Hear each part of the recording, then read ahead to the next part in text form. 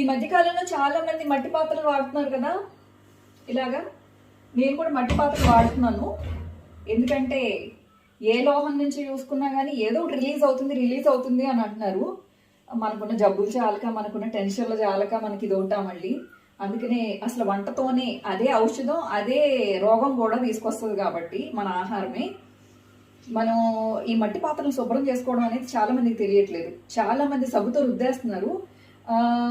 ఏమవుతుంది, ఆబ్వియస్గా ఆ కెమికల్స్ అన్ని దాంట్లో ఉండిపోయి మనం స్టవ్ వెలిగించినప్పుడు ఆ వేడికి మళ్ళీ ఆ లోపలికి పీల్చుకునే మట్టి మళ్ళీ విడుదల చేసే తత్వం కూడా ఉంటుంది వేడికి. సో అందుకని మీరు సబ్బు వాడుకోకుండా ఇలా కుంకుడికాయలు, తెలుస్తుందా కుంకుడికాయలతో మనకి ఇది నోట్లోకి వెళ్ళినా కూడా వచ్చి నష్టం ఏమీ లేదు. ఇలా శుభ్రంగా కుంకుడికాయలు లేదు, కుంకుడికాయలు కాకోకుండా మీకు వేరే ఆప్షన్ కూడా ఉంది, అది శీకాకాయ. ఇంకా అంతకన్నా మంచి ఆప్షన్ ఏముందంటే మట్టితోనే రుద్ది శుభ్రం చేసుకోవచ్చు.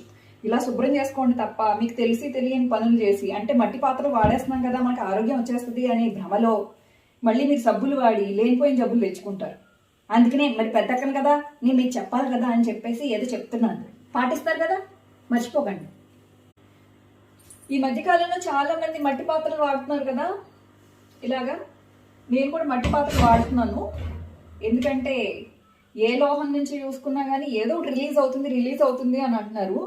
మనకున్న జబ్బులు చాలక, మనకున్న టెన్షన్లు చాలక మనకి ఇది ఉంటా మళ్ళీ.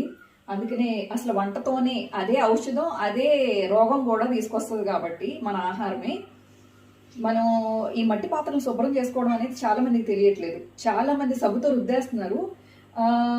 ఏమవుతుంది, ఆబ్వియస్గా ఆ కెమికల్స్ అన్ని దాంట్లో ఉండిపోయి మనం స్టవ్ వెలిగించినప్పుడు ఆ వేడికి మళ్ళీ ఆ లోపలికి పీల్చుకునే మట్టి మళ్ళీ విడుదల చేసే తత్వం కూడా ఉంటుంది వేడికి. సో అందుకని మీరు సబ్బు వాడుకోకుండా ఇలా కుంకుడికాయలు, తెలుస్తుందా కుంకుడికాయలతో మనకి ఇది నోట్లోకి వెళ్ళినా కూడా వచ్చి నష్టం ఏమీ లేదు. ఇలా శుభ్రంగా కుంకుడికాయలు లేదు, కుంకుడికాయలు కాకోకుండా మీకు వేరే ఆప్షన్ కూడా ఉంది, అది శీకాకాయ. ఇంకా అంతకన్నా మంచి ఆప్షన్ ఏముందంటే మట్టితోనే రుద్ది శుభ్రం చేసుకోవచ్చు. ఇలా శుభ్రం చేసుకోండి తప్ప మీకు తెలియని పనులు చేసి, అంటే మట్టి పాత్రలు వాడేస్తున్నాం కదా మనకు ఆరోగ్యం వచ్చేస్తుంది అనే భ్రమలో మళ్ళీ మీరు సబ్బులు వాడి లేనిపోయిన జబ్బులు తెచ్చుకుంటారు. అందుకనే మరి పెద్దక్కను కదా, నేను మీకు చెప్పాలి కదా అని చెప్పేసి ఏదో చెప్తున్నాను, పాటిస్తారు కదా, మర్చిపోకండి.